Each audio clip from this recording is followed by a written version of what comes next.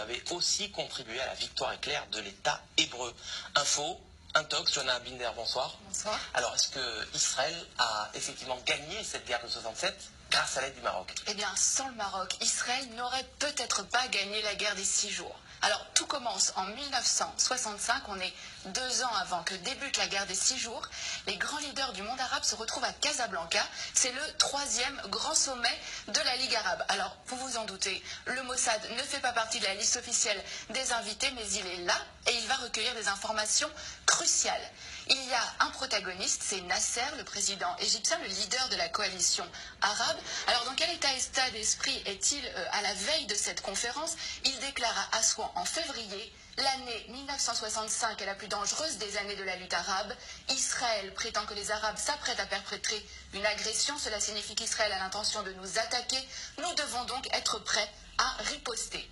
En septembre, donc quelques mois après, a lieu ce sommet de la plus haute importance. À l'ordre du jour, l'état des forces armées des pays de la Ligue arabe, avec cette question: sont-ils prêts à faire la guerre contre Israël? L'autre homme clé de cette histoire, c'est Hassan II, le roi du Maroc. Il va permettre aux renseignements israéliens de connaître ses ennemis. Et c'est à ce moment-là que le Mossad va donc entrer en action. Oui, absolument. Le Mossad va donc préparer cette opération en amont de la conférence.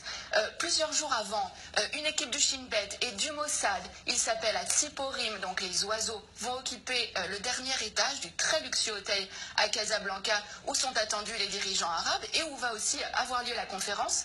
Mais la veille de ce sommet, Hassan II est pris de panique et il somme les agents israéliens de quitter l'hôtel. Mais au terme de cette conférence, il va livrer aux agents israéliens l'enregistrement complet de cette conférence. Hassan II a tout enregistré en secret.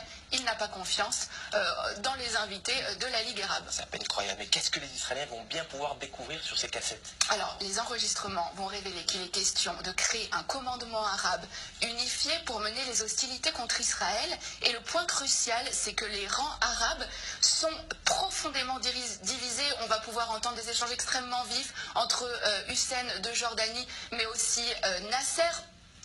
Et alors, ce qui est vraiment important, c'est que les nations arabes vont vraiment révéler leurs faiblesses. Elles ne sont absolument pas préparées pour une guerre contre Israël. Et c'est vraiment sur la base de ces informations-là que Tsahal va lancer les premières opérations de la guerre des 6 jours en 67. Alors voilà un dirigeant arabe sunnite qui est censé être solidaire de ses homologues arabes. Pourquoi Hassan II a-t-il fait ce choix?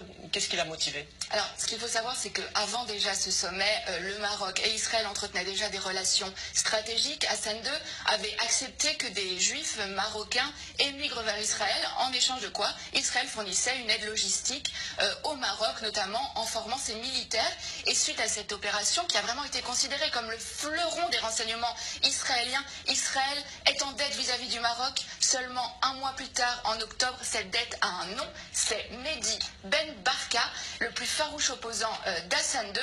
Le Mossad participe à l'opération Baba Batra. L'objectif, c'est faire disparaître absolument Ben Barka, Baba Batra aux initiales donc de Ben Barka, mais c'est aussi le nom d'un traité du Talmud. Le Maroc a donc été un allié indispensable à Israël dans la guerre des 6 jours, même si, on le voit bien, aucun cadeau n'est gratuit.